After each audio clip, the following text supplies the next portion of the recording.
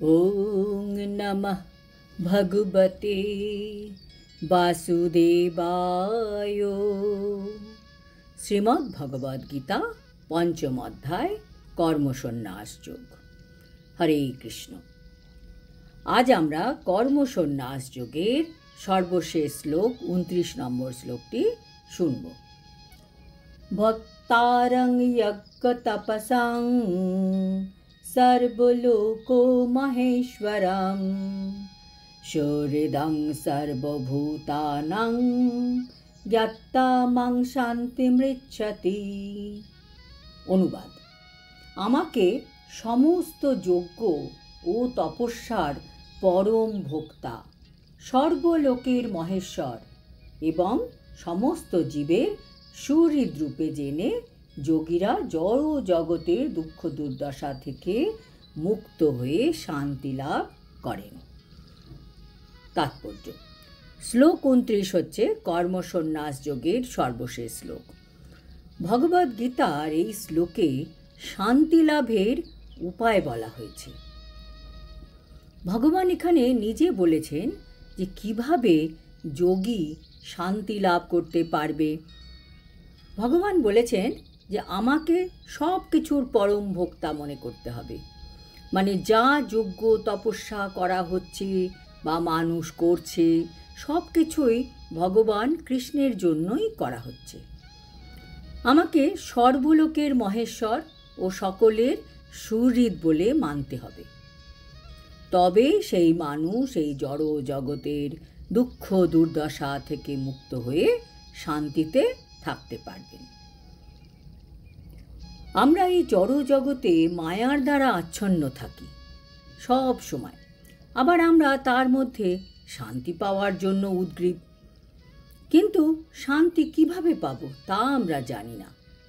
এই শ্লোকে সেই কথাই বর্ণিত হয়েছে। এই জগৎ হচ্ছে টেম্পোরারি। আমরা যা কিছু করছি বা যা কিছু সঞ্চয় করছি তা কি আমরা আমাদের দেহর সাথে নিয়ে যেতে পারবো? সবই তো এই জগতে রয়ে যাবে। কাজেই আমাদের জানা উচিত যে আমরা আসলে ভোক্তা নই। শ্রীকৃষ্ণই হচ্ছেন সমস্ত কর্মের ভোক্তা। আমরা যত কিছু করছি সবই ভোগ করার জন্য হচ্ছেন শ্রীকৃষ্ণ, আমরা নই। কাজেই মানুষের কি করা উচিত? মানুষের কর্তব্য হচ্ছে ভগবানের সেবায় সব কিছু উৎসর্গ করা, কারণ তিনি সমস্ত গ্রহলোকের এবং সেখানকার দেবতাদের অধীশ্বর। তার থেকে শ্রেষ্ঠ আর কেউ নেই। শিব ব্রহ্মা আদি শ্রেষ্ঠ দেবতাদের থেকেও তিনি শ্রেষ্ঠ। বেদে ভগবানকে বলা হয়েছে তমীশ্বরানাং পরমং মহেশ্বরম। মায়ার দ্বারা মোহাচ্ছন্ন হয়ে জীব সব কিছুর উপর আধিপত্য করার প্রয়াসী হয়, কিন্তু আসলে তো সে ভগবানের মায়াশক্তির অধীন। ভগবান শ্রীকৃষ্ণ হচ্ছেন মায়াধীশ, কিন্তু বদ্ধ জীব জড় প্রকৃতির কঠোর নিয়মের দ্বারা আবদ্ধ। এই সরল সত্যটিকে উপলব্ধি করতে না পারলে ব্যক্তিগতভাবে বা সংগঠনভাবে কোনো মতেই এই জগতে শান্তি লাভ করা সম্ভব নয়। এটি কৃষ্ণ ভাবনার অর্থ। ভগবান শ্রীকৃষ্ণই পরমেশ্বর এবং অন্য সমস্ত জীব, এমনকি বড় বড় দেবতারাও তার অনুগত ভৃত্য। এই পরম সত্যকে উপলব্ধি করে সম্পূর্ণভাবে কৃষ্ণ ভাবনাময় হতে পারলেই পূর্ণ শান্তি লাভ করা যায়। এই পঞ্চম অধ্যায়ে কর্মযোগের ব্যাপারেও বলা হয়েছে, যাতে কৃষ্ণ ভাবনামৃত বা কৃষ্ণ ভক্তির ব্যবহারিক ব্যাখ্যা করা হয়েছে। কর্মযোগের দ্বারা কিভাবে মুক্তি পাওয়া যেতে পারে সে সম্বন্ধেও বলা হয়েছে। কর্মযোগের অর্থ পূর্ণ জ্ঞানে ভগবান শ্রীকৃষ্ণের পরমেশ্বরত্ব সম্বন্ধে জেনে তার সেবার উদ্দেশ্যে কর্ম করা। এই কর্মযোগ আর জ্ঞানযোগ হচ্ছে অভিন্ন, কিন্তু কৃষ্ণ ভাবনামৃত হচ্ছে সাক্ষাৎ ভক্তিযোগ, আর জ্ঞানযোগ হচ্ছে যার দ্বারা ভক্তিযোগে পৌঁছানো যাবে। কৃষ্ণ ভাবনামৃতের অর্থ হচ্ছে পরম তত্ত্বের সঙ্গে আমাদের সম্পর্কের কথা পূর্ণরূপে অবগত হয়ে তার সেবার উদ্দেশ্যে কর্ম সম্পাদন করা। এই ভাবনার পূর্ণতা তখনই আসে যখন ভগবান শ্রীকৃষ্ণ সম্বন্ধে পূর্ণ জ্ঞান লাভ করা যাবে। আমাদের শুদ্ধ আত্মা হচ্ছে ভগবানের অবিচ্ছেদ্য অংশ এবং ভগবানের নিত্য দাস।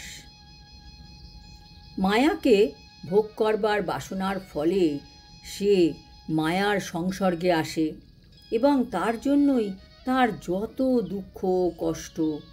যতক্ষণ সে জড়ের সংসর্গে থাকে ততক্ষণ সে জড়জাগতিক কাজ করে, কিন্তু কৃষ্ণ ভাবনামৃত মানুষ জড়ের গণ্ডির মধ্যে থাকলেও পারমার্থিক জীবন লাভ করে, কারণ জড়জগতে ভক্তির অভ্যাস করলে জীবের চিন্ময় স্বরূপ পুনর্জাগরিত হয়।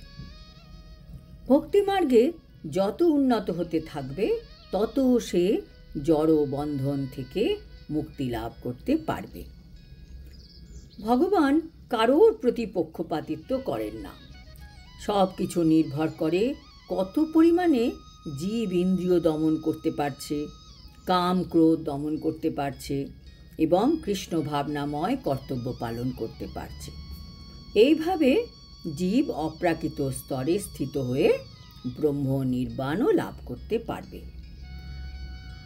অষ্টাঙ্গ যোগে যম, নিয়ম, আসন, প্রাণায়াম, প্রত্যাহার, ধারণা, ধ্যান ও সমাধি এই অভ্যাসের দ্বারা কৃষ্ণ ভাবনামৃতে ধীরে ধীরে প্রগতি হয়, কিন্তু ভক্তিযোগে খুব শীঘ্র এই সবকটিকে সিদ্ধি লাভ করা যায়।